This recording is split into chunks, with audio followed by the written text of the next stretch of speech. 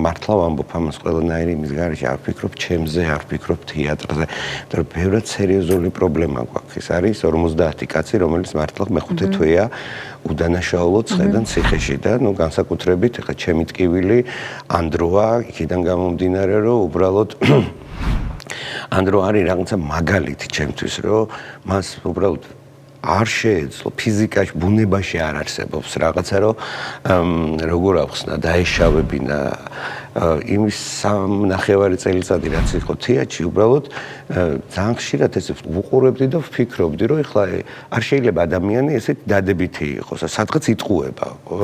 არ შეიძლება რომ ყველას უყვარდეს. არ შეიძლება უბრალოდ, შეუძლებელია. მაგრამ ეს ადამიანი იყო. ამიტომაც მაქვს ეგ ენერგია და მაქვს თვითრწმენა და მაქვს ეგ გამბედაობაც და მაქვს ბრძოლის უნარიც, იმიტომ რომ უდანაშაულო ადამიანისთვის უნდა აუცილებლად იბრძოლო.